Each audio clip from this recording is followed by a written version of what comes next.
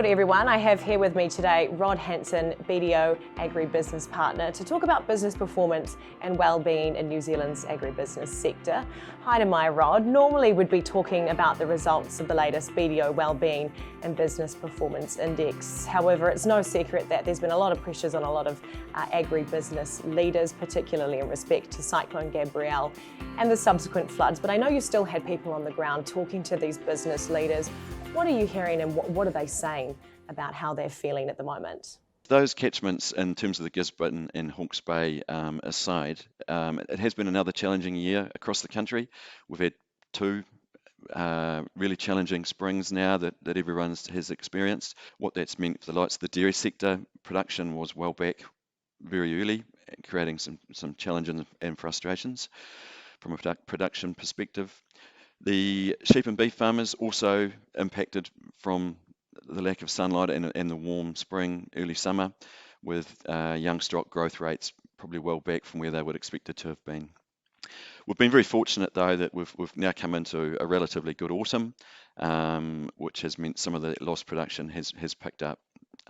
What we've seen in the interim though is we have seen some significant deterioration in commodity markets from the dairy sector, and to a large extent the sheep and beef schedule prices have dropped back, but just starting to pick up a little bit in more recent times.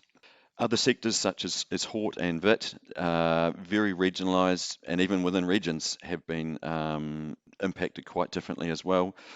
Pockets of Marlborough have had their challenges from the viticulture industry. Other pockets of that have yielded reasonably good fruits and grape outcomes. Gisborne, we're well aware of the challenges they've had, and Central Otago has had quite a good harvest from what I understand. So it sounds like a bit of a roller coaster ride for the sector over the past sort of 6 months to a year. I know, of course, we don't have any specific statistics because we've given the sector a break, given some of those pressures that you've mentioned, but we are experiencing an economic downturn. So of course there will be financial pressures that are being experienced right across the country among different industries as well. What can agribusinesses do to alleviate some of those financial pressures that potentially some are facing? Yeah, and they certainly are, and probably just backing up a little bit, is there has been some significant inflationary pressures on all businesses, not just agribusinesses, but all businesses in New Zealand. Dairy industry, perhaps 15 to 20% year on year for the last 2 years, we would have seen cost structures increase. Going through budgeting processes with a lot of people now, we're coming across instances where break-even cost structures are circa $8.50 in a lot of instances. We're seeing a revised milk price for Fonterra that is actually lower than that. So cash flow pressure is certainly impacting negatively on people's wellbeing. As we know, it's the single greatest factor from our wellbeing index that we need to be aware of. And in that regard, in terms of managing those concerns and that pressure point, having a strategy, creating a plan which includes financial forecasts, and regularly monitoring and reviewing where you need to, having some sensitivity analysis behind it around the key variables, production and other key variables such as inputs and commodity prices. Unfortunately, that last element is an element we can't control. It's of course no secret that the cost of living pressures are increasing. We're heading into recession territory. What are your views on the future of agribusiness heading into the next 6 months, even a year? Oh, look, we remain a very appealing sector to be involved with. I think we've got a new paradigm that we're trying to get our heads around at the moment in terms of this cost structure because it has moved so significantly and so quickly.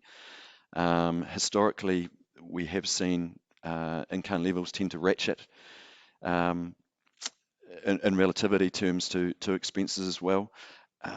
Look, that's crystal ball stuff, but I think in terms of the appeal of the industry itself, that hasn't changed. The need for what we produce is massively important globally and significantly to our country. That hasn't changed. How we produce that food, that is changing and continues to change. So it's really important that we remain at the forefront of producing high quality products in line with what our consumers are wanting. How can people make sure that they do stay at the forefront? There's obviously a lot of adaptability, flexibility in terms of responding to to demands. How can businesses make sure that they're at the forefront of that and responding well?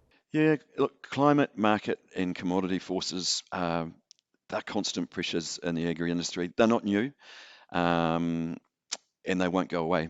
I suppose the beauty of having our farming industry having to deal with these things is it's not a new and concerning element in the sense that we continue to innovate and we find other ways to do things more effectively, more efficiently. So I think that still remains a significant strength of our farming community, our ability to innovate and overcome these challenges and hurdles, whether they be short or medium or long term. Of course, number 8 wire is the Kiwi way, so it's no surprises there to hear that that's the case. Where can agribusiness leaders go to for more help and also, of course, advice to stay on top of their game and make sure that they get the support that they need? We're very blessed nowadays, the sense that this subject isn't taboo and it is very well talked about and openly talked about. In that sense, there are a lot of resources available. We've got some online that you can access. We've got our Wellbeing survey, which provides some further insights and some further linkages to resources as well. From a rural sector perspective, a number of different initiatives are helping in this regard with providing resources and support. The Rural Support Trust, and at present being ably assisted by Matt Chisholm as an ambassador. His Time Out Tour is another one of those tools which I extremely encourage people to go and have a look at the website and attend one of his sessions around the countryside if you haven't been yet already, as well as having a great social interaction with your community. His messages are cutting and very relevant for us all.